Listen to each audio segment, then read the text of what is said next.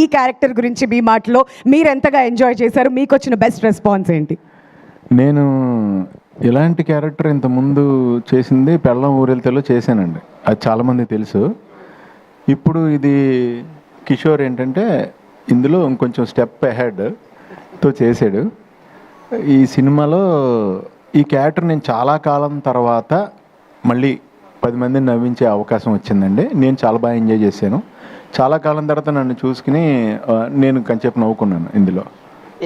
Wonderful. But మనందరికీ సంక్రాంతి అంటే భీమవరం గుర్తొస్తుంది. అవునండి. మీ ఇద్దరు కాంబినేషన్ అలా స్క్రీన్ మీద చూస్తుంటే భీమవరం అని మీరు పల్సార్ లండన్ అందరూ కూడా కనెక్ట్ అవుతుంటారు. మరి మీ భీమవరం మెమరీస్ గురించి ఏదైనా ఒక మెమరీ మాతో షేర్ చేసుకోవాలనుకుంటున్నారా? ప్రతి సంక్రాంతికి నా చిన్నప్పుడు కోడి పందాలు వేస్తుంటే నాకు పందాల మీద పెద్ద ఇంట్రెస్ట్ ఉండదండి. అక్కడ చికెన్ పకోడీ అమ్మేవారండి పక్కన. అప్పుడు అక్కడ డబ్బులు కూడా ఉండేవి కాదు, అండ్ తిండి ఎక్కువ పిచ్చ కాబట్టి అక్కడ ఇంట్లో వండరు కదండి చికెన్ పకోడీలు లాంటివి. సో అక్కడికి ఉల్లిపమ్మ ప్లేస్ పైన చికెన్ పకోడీ ఇస్తాడు, అది తినడం కోసం అని మేము పెద్దవాళ్ళు కూడా వెళ్ళేవాళ్ళం వాళ్ళ దగ్గరికి. వాళ్ళు అవి ఇవి పట్టుకోమంటే కోల్డ్ అయ్యి పట్టుకునేవాళ్ళు, ఎందుకంటే లాస్ట్లో మనకి ఎన్న వాళ్ళు డబ్బులు ఇస్తే పకోడీ తిని రావచ్చు. అలాంటి మెమరీలు చాలా ఉన్నాయి.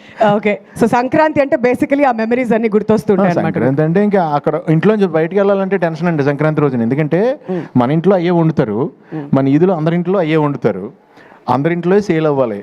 అందు గురించి మన ఇంటికాడ అదే తిని వెళ్తాం, మళ్ళీ అదే ఇంకో 10 మంది పెడతారు మనకి. సాయం దాకా 10 ఇంట్లో తింటాం కదండి, అదొక టెన్షన్గా ఉండేది ఆ టైంలో. అర్థమైంది. Thank you so much for bringing up all those memories.